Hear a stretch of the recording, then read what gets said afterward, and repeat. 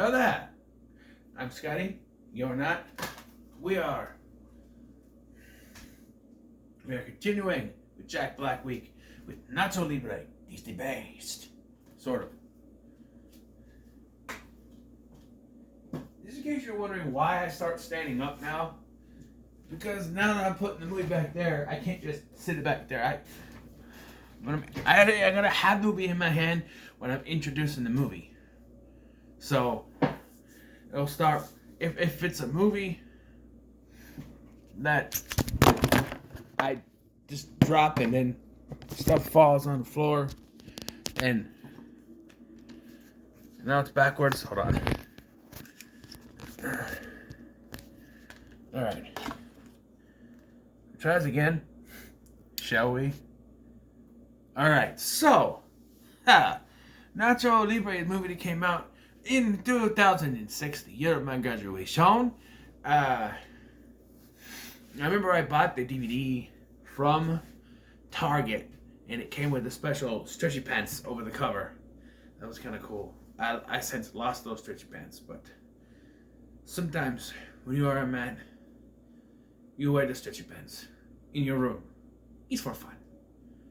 I love this movie, man. And rewatching this, you know, going through these Jack Black movies, Jack Black's one of my favorite actors, and he's just, you know, consistently very funny, very good.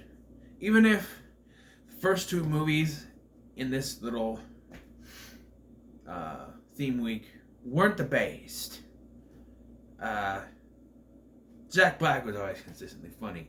Although, I don't know, Saving Silverman with the gay joke, not too much, but you know, he was good. This one, he plays Ignacio, an orphan who lives at this monastery in Mexico. So he has to do a Hispanic Mexican accent the entire time, and he really goes for broke with this accent. He's the best. Over there is a crazy lady. There's the corn, best in the world. It's great, you know. Him and Hector Jimenez's character, Steven / Escoleto, they have a good chemistry. Watching this again, though, I did enjoy it. I really did. Jack Black is fantastic in this movie. You could tell he's having a fun time with this. Like, this wasn't a movie to him. It was an experience. You could tell that he was enjoying himself during this movie. Some of the stuff he gets to do, the whole wrestling stuff, being a luchador, is great. Like, I think he learns some moves. There's some, you know, most of the stuff, like, most of the movies getting his ass kicked. They're getting their ass kicked, which is one of my criticisms. Like, it's implied that the reason why they keep losing is because apparently wrestling is against the Lord, because they do it for vanity, for money, for women, for all that stuff, and not, you know, for the Lord or for someone else. They just do it, you know, it's for vanity. And so they keep losing, implied that they keep losing because of that. You know, and then at the end he's like, if I win, I'm going to buy a big bus for the orphans.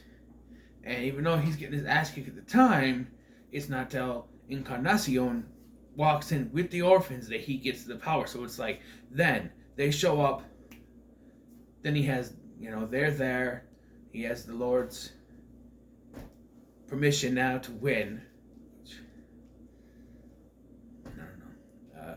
I'm no, like, expert in Christianity or God or any of that stuff, so I don't know, but I'm pretty sure wrestling is not against the Bible. Maybe the vanity part, I don't know, but I don't know. I'm saying. So we start off with I am, I am, I am, I am, a real religious man. Yes, I love this song. Every time. I love it. And we see little Ignacio as a kid, played by Troy Gentile, who would also play him in Tenacious D and Pick of Destiny the same year. And you gotta wonder if Jack didn't like see him in this one. Like, hey, You want to play a younger version of me in this other movie I'm making? It's rated R. You know, he's in both films the same year, playing young Jack Black. It can't be a coincidence, I'm just saying. And, you know, like, they're against the wrestling, of course, and then we get, like, just so much, like, he works in the kitchen, he has his duties, and there's this joke where he goes to deliver last rites to this guy who died of influenza, they say. But he's not dead. He's like, me! Like, he's not dead, and it's like, we never go back to that. It's like, okay, what was the point of that? To see what his duties were? Okay. And it's like they complain about the food. Like, guys, like, have I mentioned I've had diarrhea since Easter's? Well, provide him with better food. It's implied that Ignacio is the one that has to pay for the food. But, like, and so all they have is soup. I don't know, because later when he starts making money, he buys the food, and that's what's confusing. Where it's implied that they can't win because they don't have the Lord's permission, because they're doing vanity, but they're making the money, and he's using the money. Sometimes you use it to buy the leisure stuff, the outfits, but mostly he buys food. He gives them all a salad and stuff. So I don't know. But we see that the greatest luchador in Mexico is Ramses, played by the late great Silver King. I don't know if it's the same Silver King that was in WCW. It doesn't look like him. He's a little more muscled. There was a Silver King. I think it was Silver King. Oh, am I thinking of someone else? I don't know. But he didn't wear a mascara in WCW. But here you have a big tan, wears a gold mask and tights with the boots. Ramses is the base. He's number one. And all that.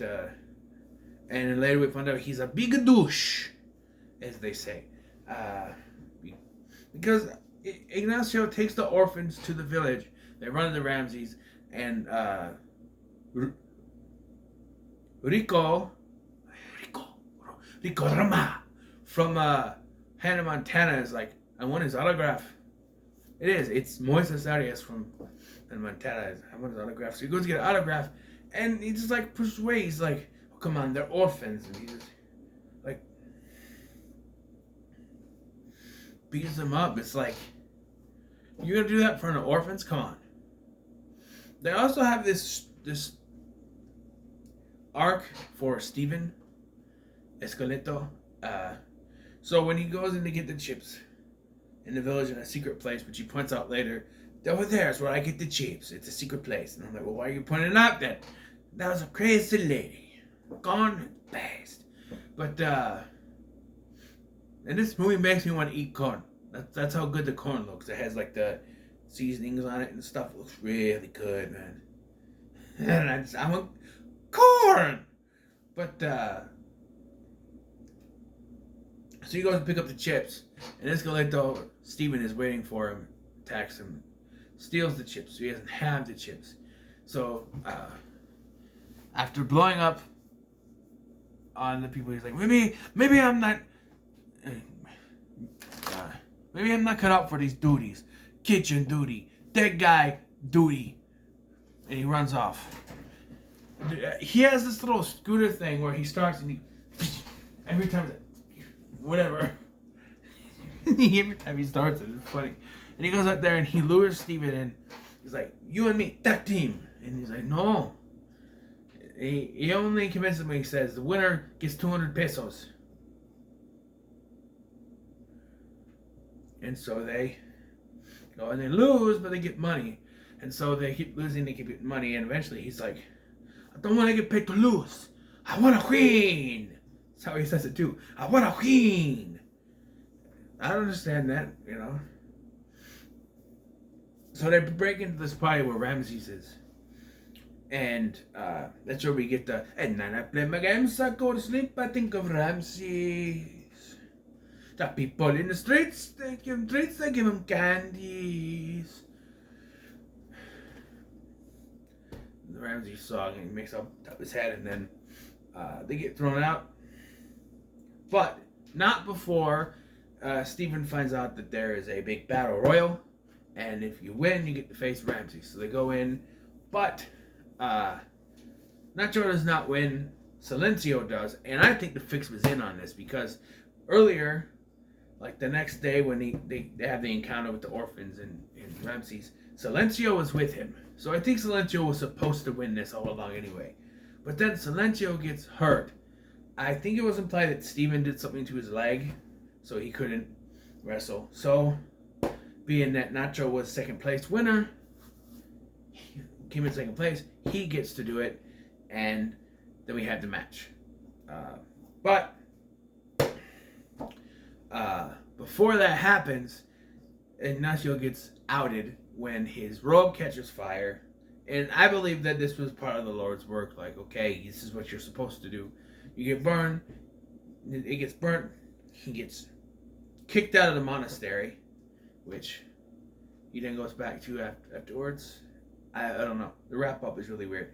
And like I said, he faces Ramses, he's getting his ass kicked, and then the theme song starts to play. I am. And he sees Encarnacion, he's like,